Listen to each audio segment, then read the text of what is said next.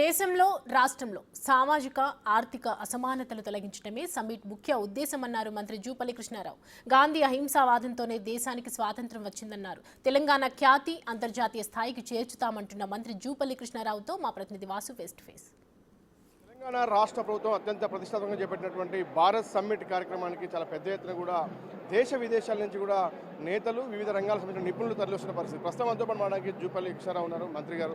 Sir చెప్పండి, చూస్తున్నాం ఏంటి సార్ ఈ యొక్క సమావేశం ఉద్దేశం ఏంటి? ఈ సమ్మిట్ వల్ల తెలంగాణ రాష్ట్రానికి ఎలాంటి పేరు రాబోతుంది? ఈ సమావేశం యొక్క ప్రధాన ఉద్దేశము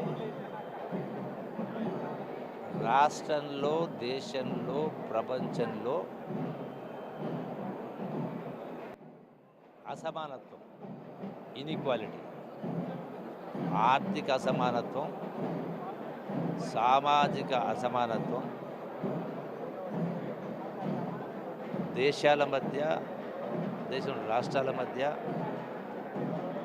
ఒకటి ప్రధానంగా అంటే తొలగించడం కోసం, జస్టిస్ ఫర్ ప్రొవైడింగ్ జస్టిస్, న్యాయం చేయడం కోసం భారతదేశం యొక్క సంస్కృతి సాంప్రదాయం ఆనాడు మహాత్మా గాంధీ గారే యావత్ ప్రపంచానికి ఒక సందేశం పంపడం జరిగింది. సమస్యల పరిష్కారం కోసం శాంతి సహనంతో సమస్యలు పరిష్కరించుకోవచ్చు.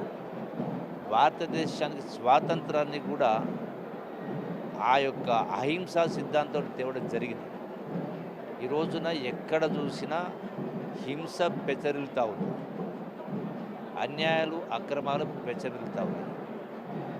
సో భారతదేశం అనేది భారతదేశం కోసం మాత్రమే కాదు, ఒక పవిత్రమైన ఆశయం కోసం ప్రపంచ దేశాలకు భారతదేశం ఆదర్శప్రాయంగా.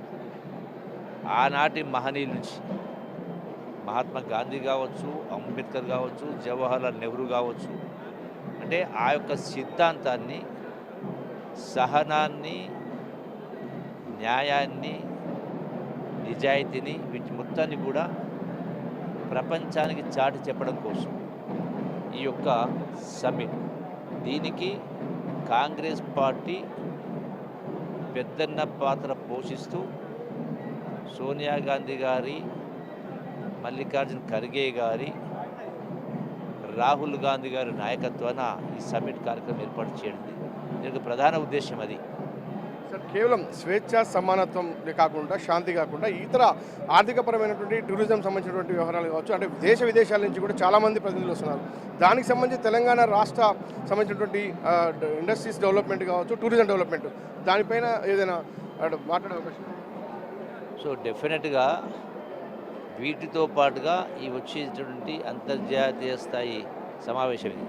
సుమారుగా 100 దేశాల నుంచి 450 మంది ప్రతినిధులు వస్తూ ఉన్నారు.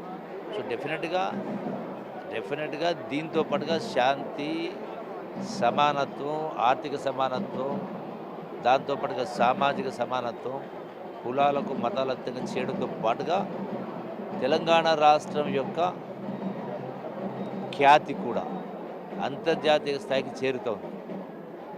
ఇది కొంత నిరుద్యోగ సమస్య కావచ్చు,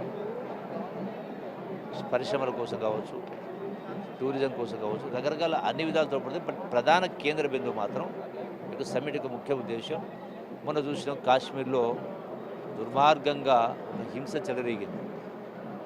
అంటే అభంశుభం తెలియని అమాయకులు బలిగొనరు. దీనికి కారణమైనది మతాలు, కులాలు. ఈ మత వ్యవస్థ అనేది పోవాలి, కుల వ్యవస్థ అనేది పోవాలి, సమానత్వం రావాలి, అందరూ ప్రశాంతంగా ఉండాలని చాటి చెప్పడం కోసమే భారతదేశమే ప్రపంచానికి దిక్సూచి. భారతదేశం యొక్క సంస్కృతి, విలువలు, సాంప్రదాయాలు ఆనాడు మన పురాణాల నుంచి, మహాత్మా గాంధీ నుంచి, అట్లాగే